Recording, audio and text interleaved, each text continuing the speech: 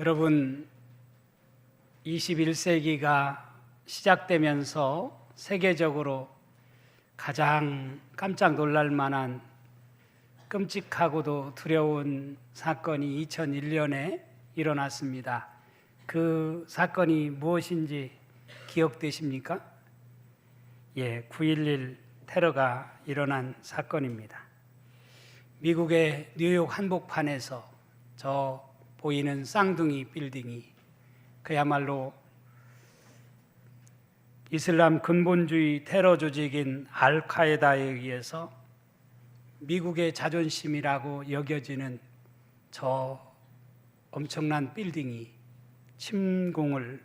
공격을 받아서 2,996명이나 되는 소중한 생명이 죽음을 당했고 약 25,000여 명의 부상을 당하는 초유의 사건이 일어났습니다. 이 사건 후에 뉴욕에 있는 한 교회 목사인 커터 콜론이라는 목사님이 이런 제목으로 설교를 했다고 합니다. 살기 위해서 도망쳐라. 살기 위해서 도망쳐라. 무너지는 빌딩을 피해 다른 사람들이 다 도망갈 때 경찰관과 소방관들은 무너지는 빌딩 속으로 뛰쳐 들어가 아직도 도망치지 못한 사람들을 향해서 살기 위해 도망치십시오. 이렇게 외쳤다고 합니다. 이런 소방관들과 경찰관들을 보면서 커터 콜론 목사는 이렇게 설교를 했습니다. 저는 하나님께 부르짖었습니다. 오 하나님, 주님 나라를 위한 제 사명감이 무너져 내리는 빌딩 속으로 뛰쳐들어간 저 소방관들과 경찰관들보다 못하지 않게 해 주십시오. 이런 기도를 드리면서 저들을 향해서 설교를 시작했습니다. 우리는 지금 진리가 길바닥에 버려지는 그런 시대에 살고 있습니다. 이런 세상에서 나는 어떤 역할을 하고 있는가? 과연 나는 살기 위해서 도망치라고 외치고 있는가? 아니면 세상이 어떻게 되든지 말든지 나만 괜찮으면 괜찮아 라고 생각하면서 살아가고 있는 나 자신은 아닌가? 커터 콜론 목사는 이렇게 설교를 이어갔습니다. 도망치십시오. 번영과 부와 성공에 집중하게 만드는 거짓 복음으로부터 도망치십시오. 도망치십시오. 그리스도의 이름을 자신의 이익을 위해 사용하는 그런 사람들로부터 도망치십시오. 도망치십시오. 예수 그리스도가 아니라 사람이 영광을 받는 그런 교회로부터 도망치십시오. 도망치십시오. 성경을 가르치지 않는 교회들로부터 도망치십시오. 그들의 신학에는 십자가가 없습니다. 그들은 영혼을 다루는 말씀을 전하지 않습니다. 죄를 회개하라는 말도 하지 않고 예수 그리스도의 보혈에 대해서도 언급하지 않습니다. 당신의 죄를 다루지 않고 오히려 편안하게 만들어주는 그런 교회로부터 도망치십시오. 정치꾼들로 가득 찬 설교 강단으로부터 도망치십시오. 그들은 하나님의 강단을 개인적인 정치 성향을 위해 사용합니다. 이런 내용으로 설교를 했습니다. 커터 콜론 목사의 이 같은 설교는 지금의 오늘 2025년을 살아가고 있는 우리의 현실 속에도 우리 모두에게 큰 울림을 주는 그런 메시지가 아닌가 생각을 합니다. 사랑하는 성도 여러분, 여러분은 지금 이 예배 자리에 나와서 어떤 하나님의 음성을 듣기를 원하십니까? 오늘 저는 이런 교회 되게 하소서, 이런 제목으로 말씀을 전하고 있습니다. 오늘 결단 찬송도 이런 교회 되게 하소서라는 그런 찬양을 결단 찬송으로 부르려고 합니다. 가사에 보면 이렇게 되어 있습니다. 진정한 예배가 숨쉬는 교회, 주님이 주인 되시는 교회, 믿음의 기도가 쌓이는 교회, 최고의 찬양을 드리는 교회, 말씀이 살아 움직이는 교회, 성도의 사랑이 넘치는 교회, 섬김과 헌신이 기쁨이 되어 열매 맺는 아름다운 교회, 주님의 마음 닮아서 이웃을 사랑하는 교회, 주님의 영광을 위해서 빛 대신 주님 전하는 교회, 사랑의 불꽃이 활짝 피어나 날마다 사랑에 빠지는 교회, 주께서 사랑하는 우리 교회가 이런 교회 되게 하소서라는 그런 찬양입니다. 사랑하는 성도 여러분, 저는 우리 농촌교회가 2025년에 이런 교회로 이 지역사회 안에 우뚝 서는 그런 역사가 있기를 간절히 바랍니다. 그렇다면 이런 교회를 누가 만드는 것입니까? 목사가 만드는 것입니까? 아니면 하나님이 우리에게 만들어 주시나요? 저는 우리 모두가 이 예배의 자리에 나와서 정말 이런 교회를 꿈꾸면서 이런 교회가 되도록 우리 모두가 이런 교회를 만드는 주인공이 되어지는 저와 여러분의 삶이 되어질 수 있기를 간절히 바랍니다. 로마서는 16장까지 되어 있는 아주 심오한 말씀입니다. 16장까지 되어 있는 이 말씀을 두 부분으로 나눌 수 있는데요, 1장부터 11장까지와 그리고 12장부터 16장까지로 나누어 볼 수 있습니다.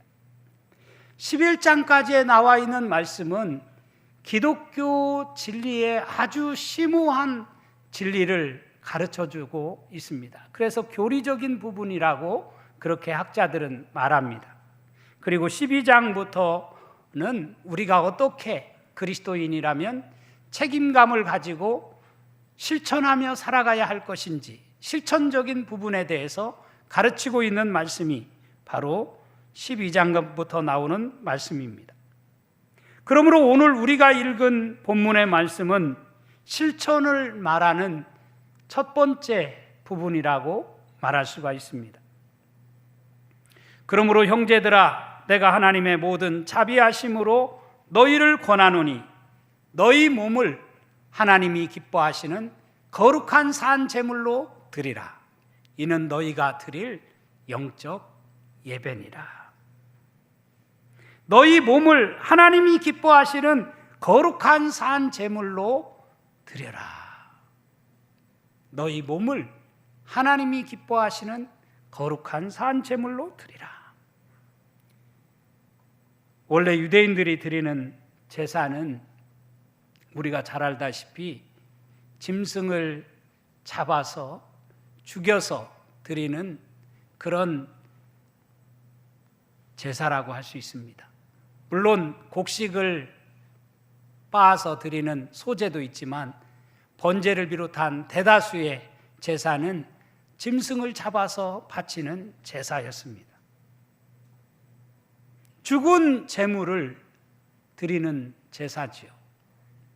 그런데 오늘 바울은 그런 유대인들의 제사가 아니라, 그런 구약적인 제사가 아니라 산 제물로 드려라, 그렇게 우리에게 말씀을 하고 있습니다.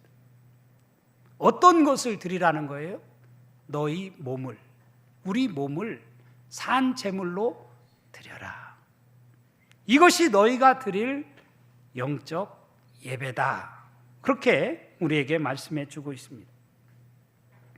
저는 이 말씀이 로마서 전체에서 말하려고 하는 가장 중요한 핵심적인 말씀이라고 생각합니다. 왜냐하면 바울이 여러 가지 교리적인 말씀을 가르친 다음 결론적으로 맨 먼저 말씀하신 말씀이 바로 이 말씀이기 때문입니다. 오늘 본문 직전의 말씀을 보면 이렇게 되어 있습니다. 로마서 11장 33절 이하에 보면 깊도다 하나님의 지혜와 지식의 풍성함이요 그의 판단은 헤아리지 못할 것이며 그의 길은 찾지 못할 것이로다. 누가 주의 마음을 알았느냐? 누가 그의 모사가 되었느냐?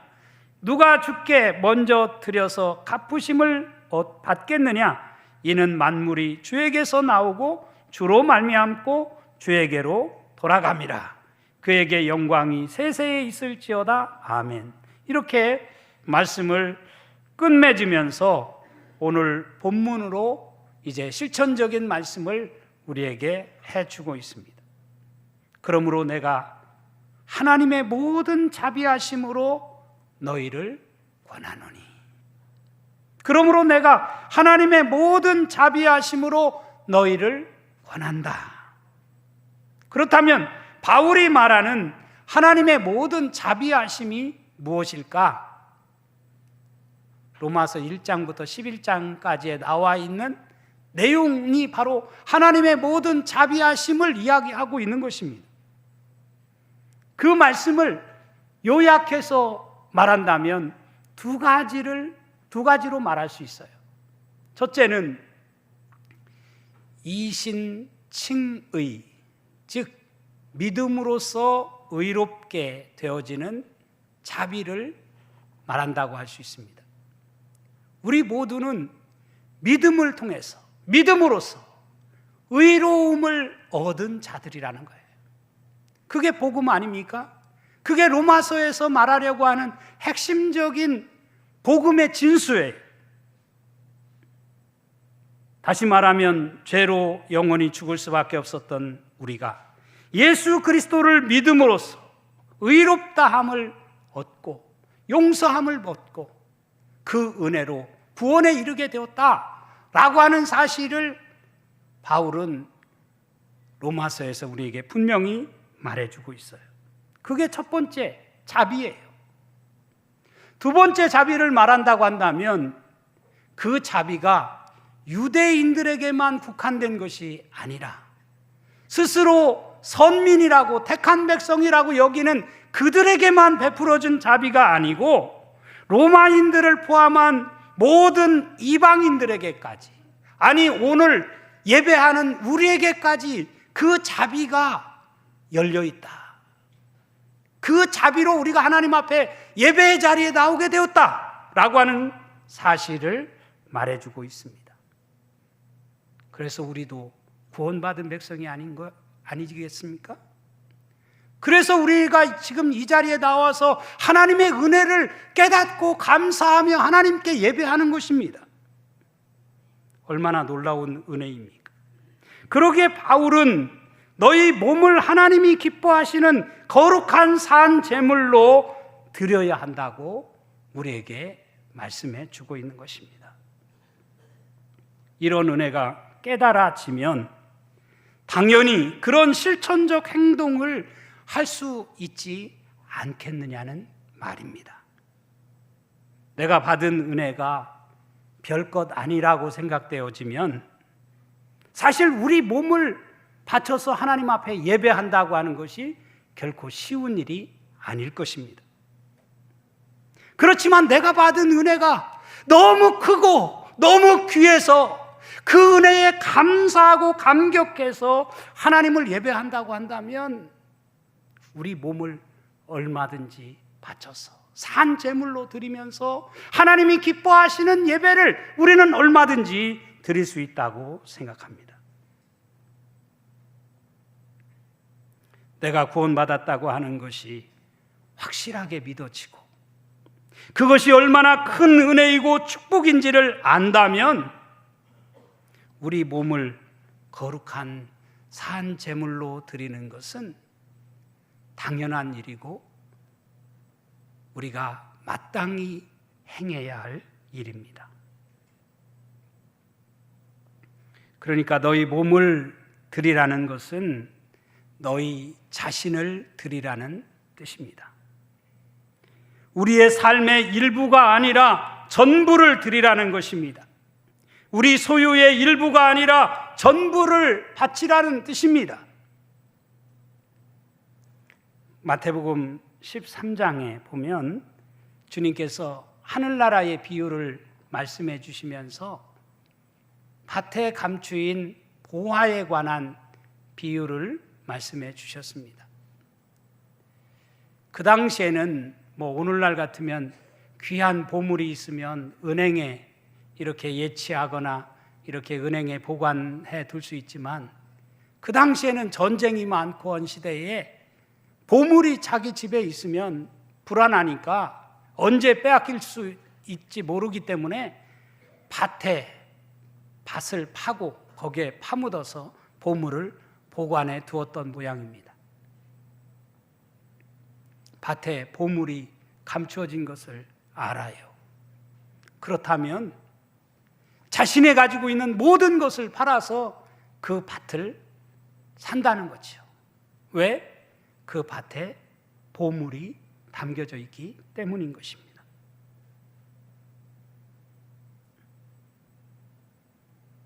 우리가 하나님을 예배한다고 하는 것은 바로 이 자리에서 하나님을 예배할 때 내가 사랑하고 내가 믿는 하나님이 이 예배를 통해서 영광을 받으실 것을 믿기 때문에 우리의 몸을 다해서 하나님을 예배할 수 있는 것입니다. 유대인들이 짐승을 잡아 바치는 행위도 생각해 보면 대단한 일이라고 생각이 들어요. 그렇지만 이것보다 더 어려운 일은 어쩌면 우리의 몸을 하나님께 드리는 그런 행위라고 할 수 있을 것입니다. 바울은 너희 몸을 하나님이 기뻐하시는 거룩한 산 제물로 드리라고 말한 다음 이것이 너희가 드릴 영적 예배다. 우리에게 그렇게 말씀해 주고 있습니다. 그러니까 바울이 말한 예배가 그저 단순히 주일날 예배당에 모여 기도하고 찬송하고 설교 들으면 그것이 예배의 전부가 아니라는 것이죠. 우리의 몸을 하나님 앞에 드리는 행위, 우리의 삶을 드리는 행위, 여기까지 나아가야 한다는 뜻입니다. 이는 너희가 드릴 영적 예배니라 라는 말에서 영적이라는 말은 헬라어로 보면 로기켄이라는 말인데 합당한, 참되고 사리에 맞는 이런 뜻을 가진 단어입니다. 이것이 우리가 드려야 할 합당한 예배, 참되고 사리에 맞는 예배다라는 그런 말씀이에요. 그렇다면 여러분은 지금까지 예배를 드리면서 얼마나 하나님이 받으실 만한 합당한 예배, 참되고 사리에 맞는 그런 예배를 하나님께 올려드리면서 지금까지 신앙생활 해오셨습니까? 혹시 새해가 되었지만 여전히 이전에 드리던 방식, 습관적인 그런 예배의 모습으로 이 자리에 나와 예배드리고 있는 것은 아닙니까? 2025년 새해에는 우리 모두가 정말 하나님이 받으실 만한 그런 향기로운 예배를 하나님께 올려드려서 우리 농천교회 모든 성도들이 여러분의 예배를 하나님이 기뻐 받으시고 여러분의 삶 가운데 하나님이 날마다 동행해 주시는 그런 은혜와 축복을 맛보는 복된 한 해가 되어줄 수 있기를 간절히 바랍니다. 2절에 보면 너희는 이 세대를 본받지 말고 오직 마음을 새롭게 함으로 변화를 받아 하나님의 선하시고 기뻐하시고 온전하신 뜻이 무엇인지 분별하도록 하라. 그렇게 우리에게 가르치고 있습니다.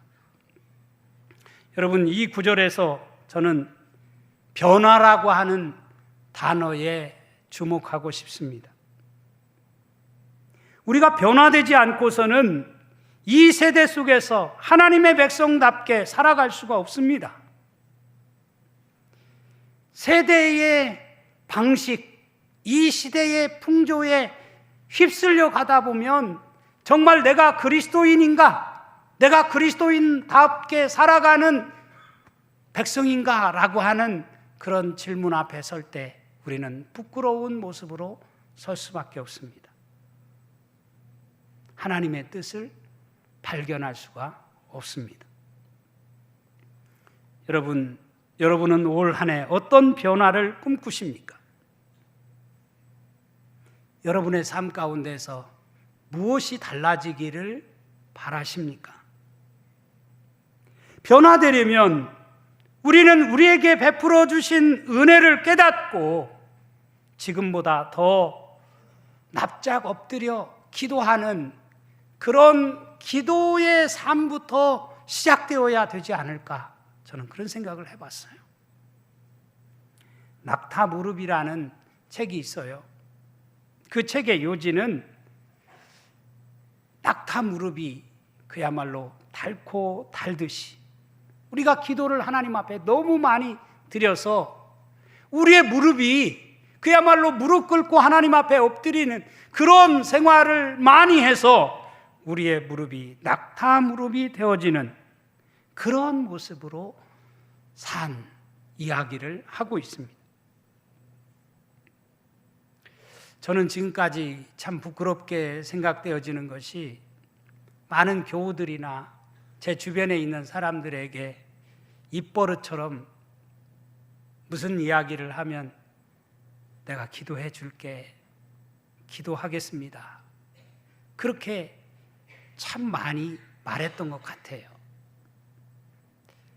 그런데 제 삶을 돌아보면 정말 그 말에 책임적인 존재로 내가 기도했나?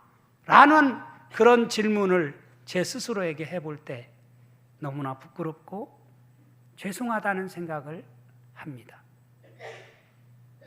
매일 새벽 예배에 나와 기도하지만 또 금요 기도에 나와서 기도하지만 사실 말처럼 제가 말했던 모든 사람들을 위해서 기도하지 못했던 나 자신의 모습을 발견하게 되어요. 기도한다고 하는 것이, 다른 사람을 위해서 기도해 준다고 하는 것이 결코 쉽지만은 않은 일이다 라는 생각을 참 많이 하게 됩니다. 지금은 모든 것이 불확실한 시대예요.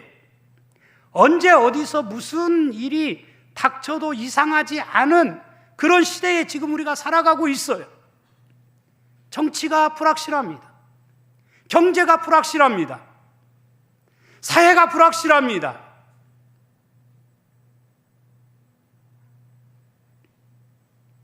앞에서도 제가 9.11 테러 이야기를 했지만 아직도 전쟁이 세계 곳곳에서 계속되고 있어요.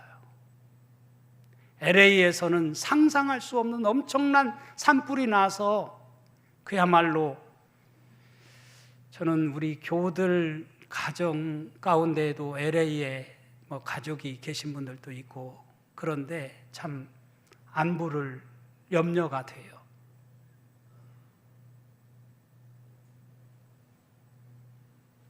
우리 사회 안에 지금 벌어지고 있는 여러 가지 일들을 보면서 우리가 한 치 앞도 내다보지 못하는 불확실한 시대에 지금 우리가 살아가고 있습니다. 이런 때 그리스도인이라고 한다면 당연히 정말 우리가 무릎을 꿇고 하나님 앞에 기도를 드려야 되지 않을까, 그런 생각이 들어요. 내 자녀를 위해서, 내 사업장을 위해서, 이 나라 이 민족을 위해서 우리 지금 전 세계가 겪고 있는 모든 환난을 보면서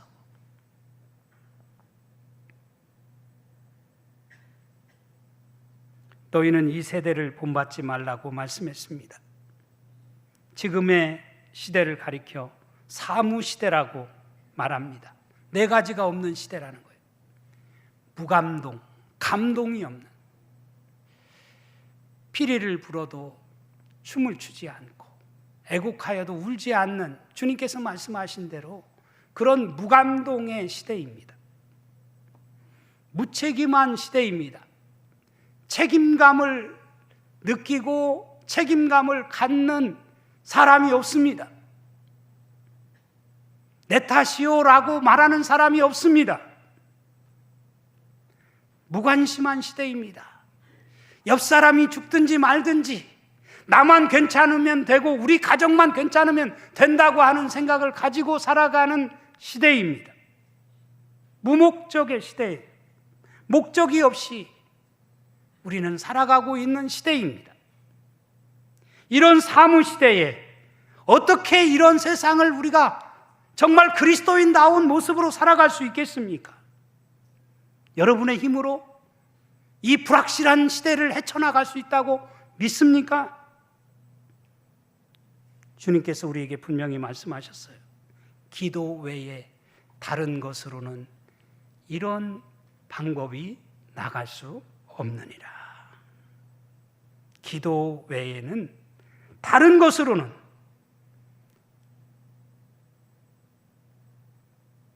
이런 종료가 나갈 수 없다. 그런데 우리는 아직도 여전히 내 능력을 믿는 사람처럼 기도하지 않아요. 기도의 자리에 납작 엎드리지 않아요. 2025년 한 해를 주님께 모든 것을 맡기고 기도의 자리에 나와 기도할 수 있는, 눈물 뿌려 기도할 수 있는 우리 농천교회 모든 성도들이 될 수 있기를 주님의 이름으로 축원합니다.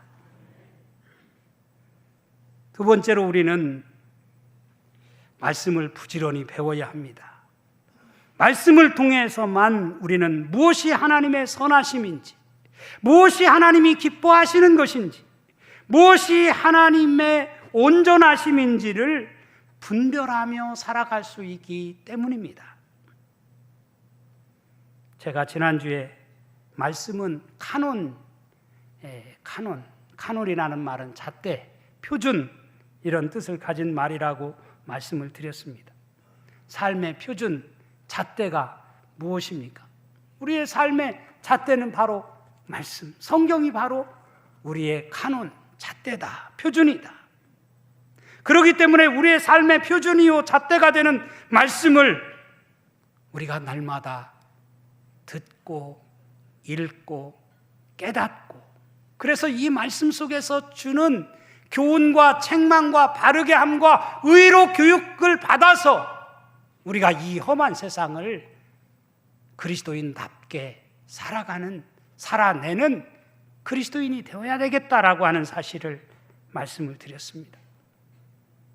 사랑하는 성도 여러분, 여러분은 2025년을 어떻게 살기로 작정하셨습니까? 정말 크리스찬다운 모습으로 살기를 원하십니까? 아니면 그냥 습관적으로 신앙생활하고 취미생활하듯이 교회 생활을 하기를 원하십니까? 바라기는 2025년 안에 정말 우리의 모습이 달라지기를 원합니다. 그래서 주님의 뜻을 이루며 하나님이 기뻐하시는 그런 믿음의 백성다운 모습으로 살아내는 우리 농천의 모든 성도들이 되어줄 수 있기를 주님의 이름으로 축원합니다. 축원합니다.